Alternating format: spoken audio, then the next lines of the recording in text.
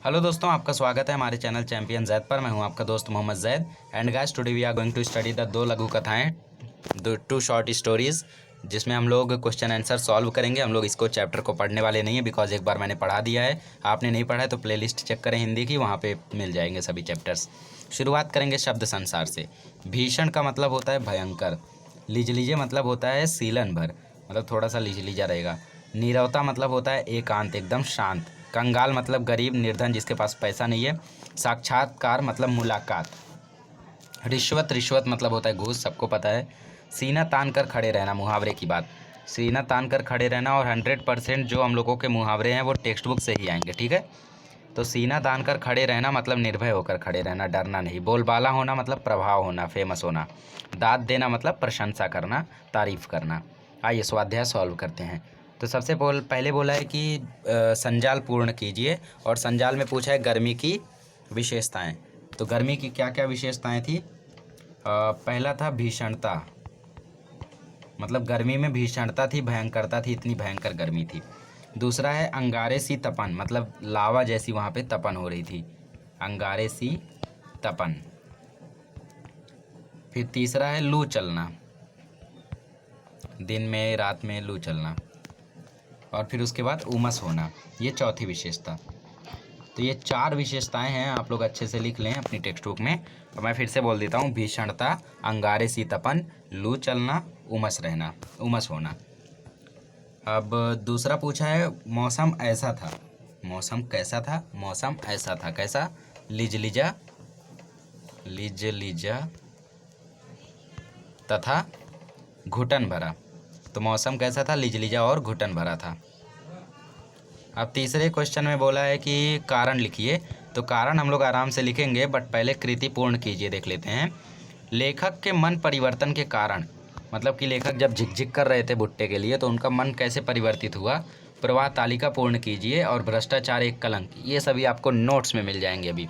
चलिए देखते हैं।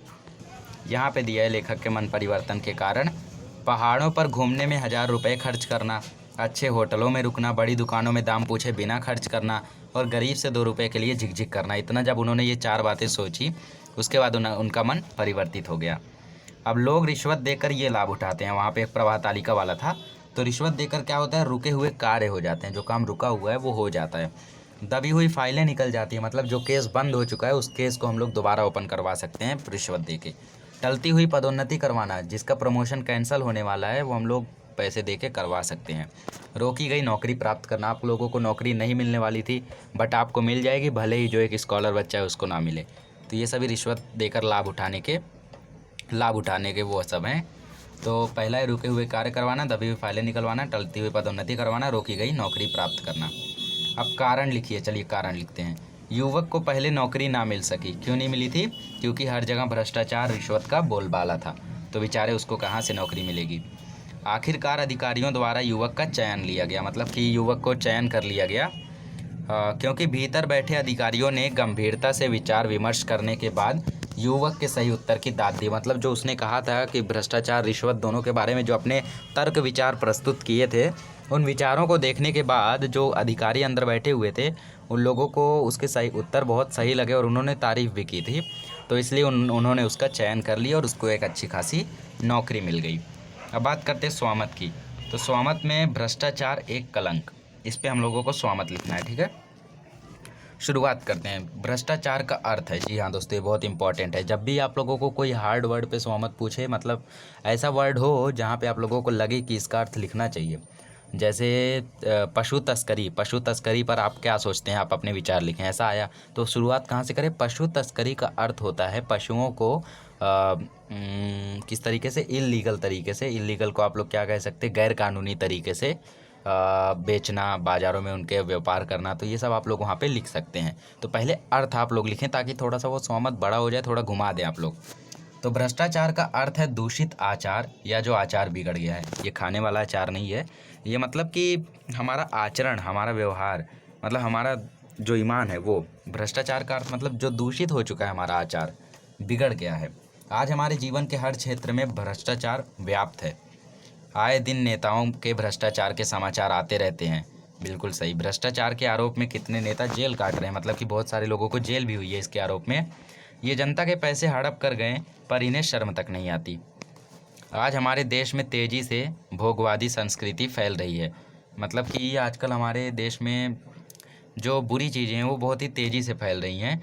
लोगों में रातों रात धनवान बनने का लालसा जोर पकड़ रहा है, मतलब कि लोगों को क्या अभी चाहिए कि रातों रात कैसे हम लोग लखपति करोड़पति बन जाएं, वो ही काफ़ी है। मतलब पहले तो लोग सोचते थे लखपति, पर अभी तो करोड़पति सोचते हैं। तो रातों रात करोड़पति बन जाए, भले ही कोई भी रास्ता हो चलेगा। तो ऐसी सोच हो गई है लोगों की, जोर पकड़ रही है ये सोच। चारों ओर धन बटोरने के लिए धोखाधड़ी छल कपट किए जा रहे हैं।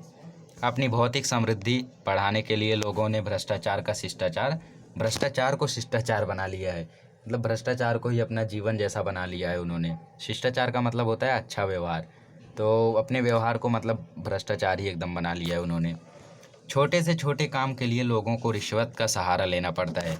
अब भाई छोटा सा काम है, आपको आपके मतलब कि कोई गुंडा था, आप लोगों को मार के चला गया, आप लोगों को अभी केस करना है, तो आप लोग केस करोगे तो कुछ नहीं होगा, बट वहीं आप लोग उसके साथ कुछ पैसे पकड़ा दोगे तो केस आगे बढ़ जाएगा। तो ये छोटा सा वो था केस था, उसमें भी आप लोगों को रिश्वत देनी पड़ रही है। तो भ्रष्टाचार क्या हो रहा है, छोटे से छोटे चीज़ों में उसका सहारा लेना पड़ रहा है। शिक्षा का ये पवित्र क्षेत्र भी इससे अछूत नहीं रह गया है। मतलब शिक्षा का जो पवित्र क्षेत्र था उसमें भी ऐसा हो गया है। लोग कई करोड़ रुपए दे देते हैं कि उसको नकल करा देना, इसको पास करा देना, टॉप करा देना, ऐसा ऐसा पैसे दे देते हैं लोग। सो इट हैपेंस, रिश्वत की वजह से ये सब हो रहा है और ये सब स्कैंडल पकड़े भी नहीं जा रहे हैं। So that's why it is increasing. शिक्षा का हाँ ये हो गया।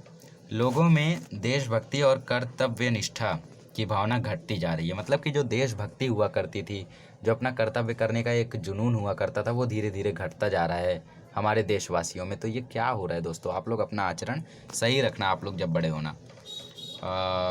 भ्रष्टाचार राष्ट्रीय जीवन के लिए अभिशाप है। बिल्कुल सही बात है। हमारा जो नेशनैलिटी है उसके लिए ये एक अभिशाप की तरह है। हमें आत्मनिरीक्षण करने की आवश्यकता है।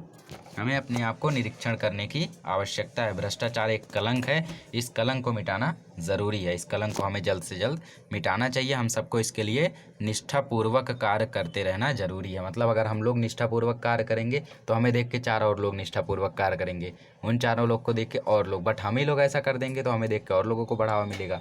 So guys don't follow that, आप लोग ऐसे ही पढ़ें अच्छे से। तो ये स्वामत था, स्वामत में हम लोग बह गए थे। चलिए नेक्स्ट लेक्चर में मिलेंगे। तो हम लोग नेक्स्ट चैप्टर श्रम साधना है, I think I have to find it, wait. जी हाँ, श्रम साधना चैप्टर का जो भी हम लोगों का स्वाध्याय दिया गया है वो हम लोग सॉल्व करेंगे। उपयोजित लेखन और भाषा बिंदु ये मैं आप लोगों को अलग से ग्रामर सेक्शन में लेता रहूँगा ये चैप्टर्स। तो दोस्तों मिलते हैं नेक्स्ट लेक्चर में, तब तक के लिए द गुड द बाय।